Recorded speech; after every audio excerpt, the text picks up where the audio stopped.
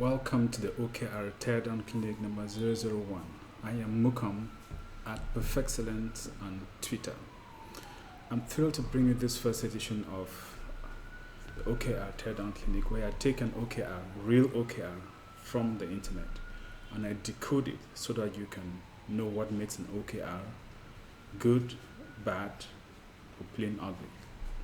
So, shall we get started? First of all, what is an OKR? I define an OKR as a precise multidimensional goal designed to focus the team's effort and creativity on that which matters most. Some people will call it a big, hairy, audacious goal. But an OKR has this specific format.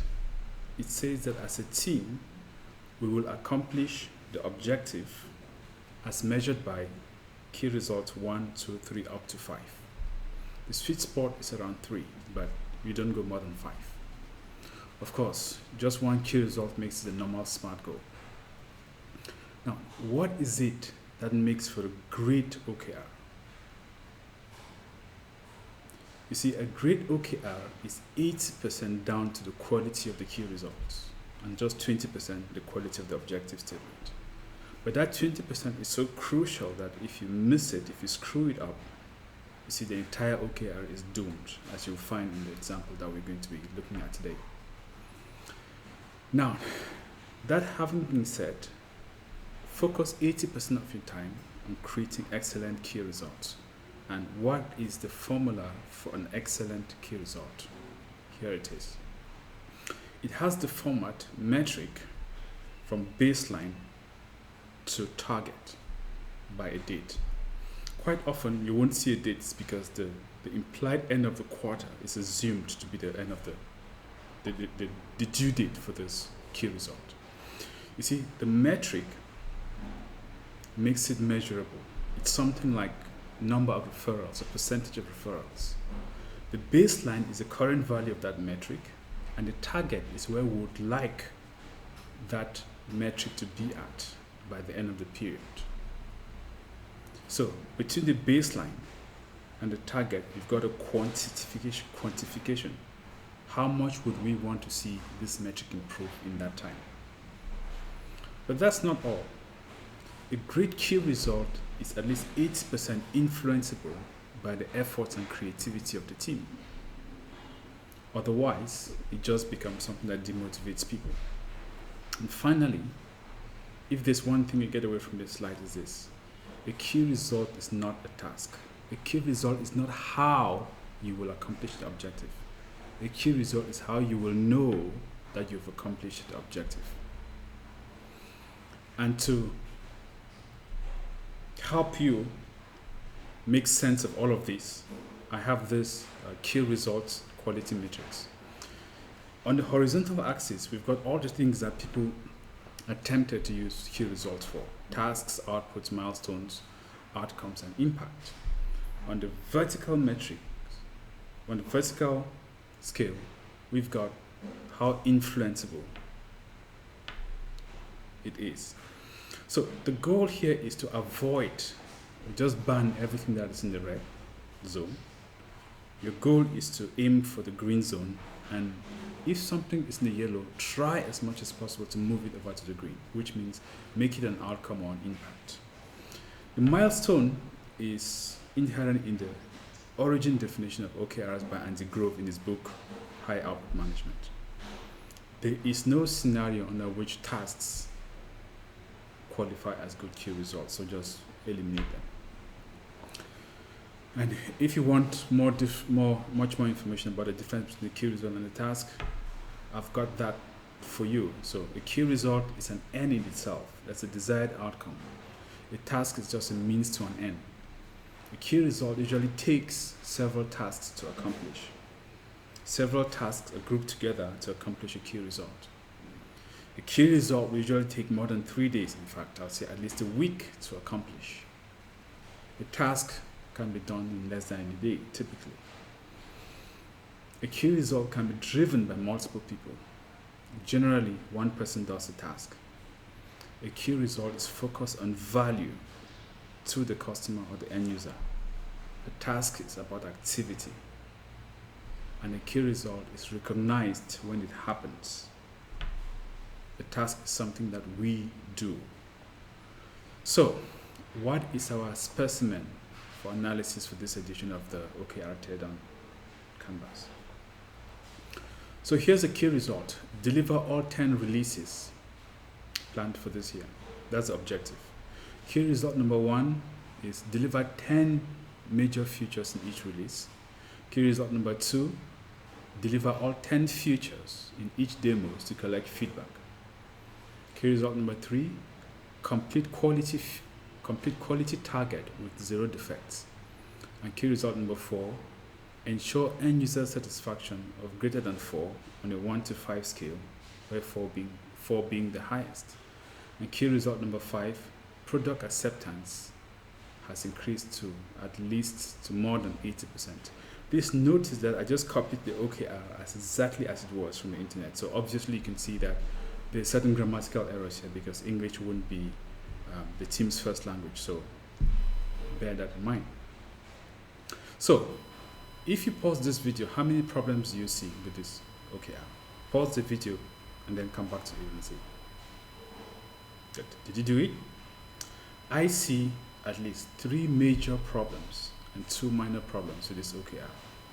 The first one is in the objective.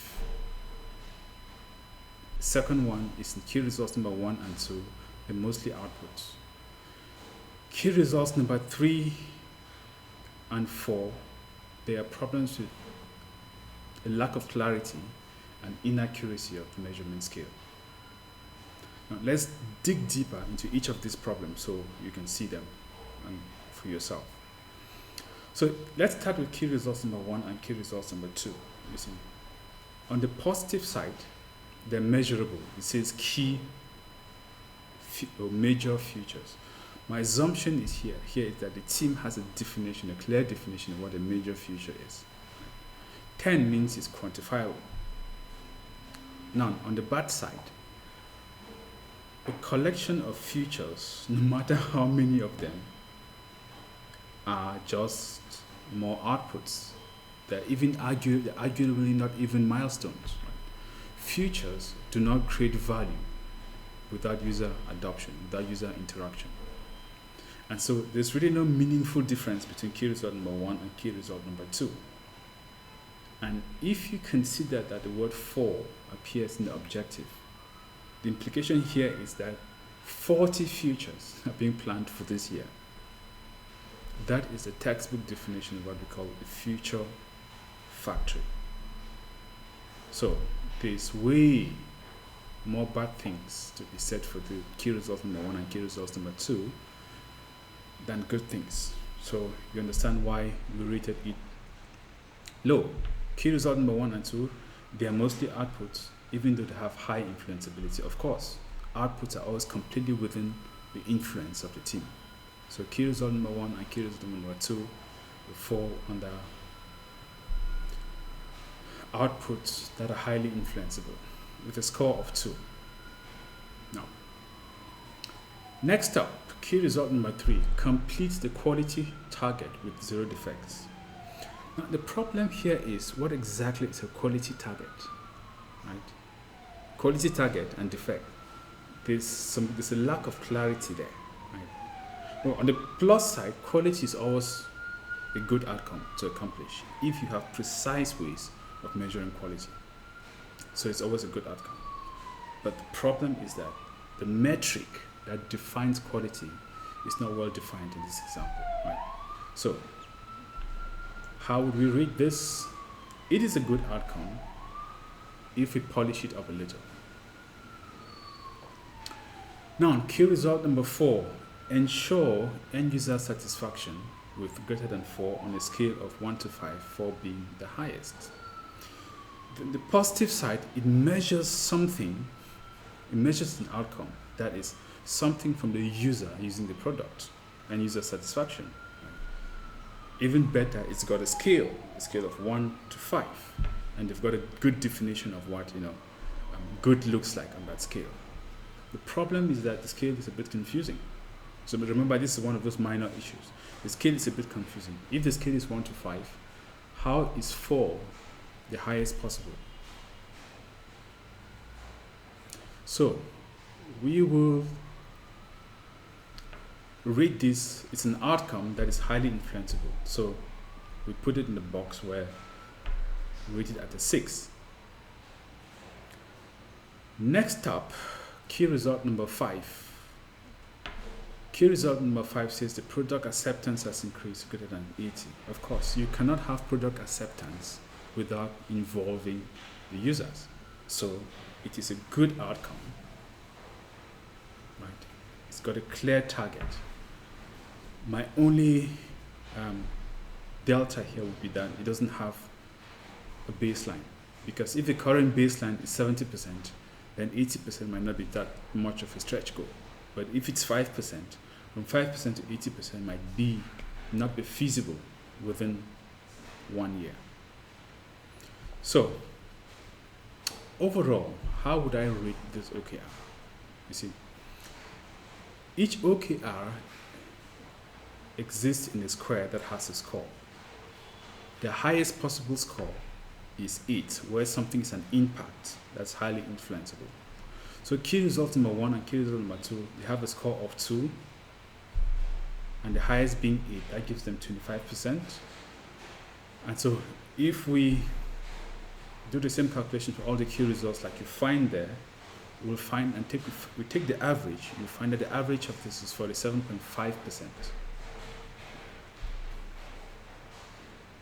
But that's not all. What about the objective itself?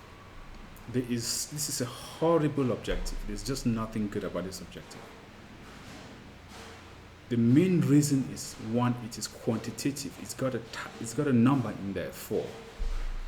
There's absolutely nothing inspiring or inspirational about this key result. In fact, it looks more. So there's nothing inspirational about this objective statement. In fact, it looks more like a key result. So,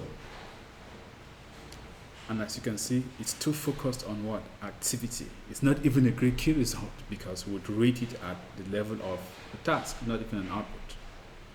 So that's what makes this a really, really, really bad objective. So what can we do to fix this? Here are some ideas that I came up with, and you can give your hand at other options to fix this. So remember the problems. We've got a quantitative objective, which you don't want. We have 2 key results that are mostly outputs. Then we've got undefined metric and an inaccurate scale as minor issues. So let's start with the 2 key results, number 1 and 2 key results. The 2 key results, number 1 and 2, which are outputs. Here is something that I would replace it with. 50% of our users adopt 5 out of 10 features launched. That is an outcome, because we're going to launch a couple of features into the world, and we want to make sure that at least 50% of the users adopt 50% of the features that we're launching. That is an outcome. What about key result number 3? Complete the quality target with 0 defects. I just define a metric for defects. For example, maintain the number of bugs at 0. That is a metric. It's got a target 0. This is a case where 0 is the best possible thing that you can hope for. No bugs. Now, key result number 3 and 4, they're just minor issues with them, right? So key result number 4, which says ensure end user satisfaction of more than 4. I just say attain a median end user satisfaction of 4 out of 5. I use the word median here because you're going to have lots of different users rate it. So average is a bad thing because it's very susceptible to the highest value or the lowest values. But a median is good because it represents the central tendency. I'm saying at least 50% of the users rated at a 4. That is a good outcome. Now, let's look at the objective statement itself. Here is what I would propose for the objective statement. A buckless, superpowered application that customers love or that customers adore.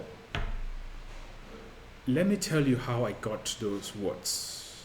Buckless comes from the fact that I want the number of bucks, active bucks to be 0. That's buckless. Superpowered speaks to the fact that we're going to be launching a lot of features out there, which hopefully provide benefits to customers. And that customers love, that customer satisfaction key result. And that is how we go from an OKR that is not so great to one that is good, at least.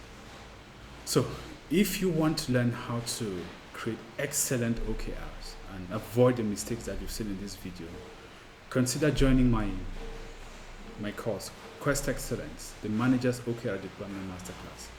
In 12 weeks, you'll be able to create an OKR-based systems that empowers your team to transform strategy into excellence and engagement. See you next time. Bye-bye.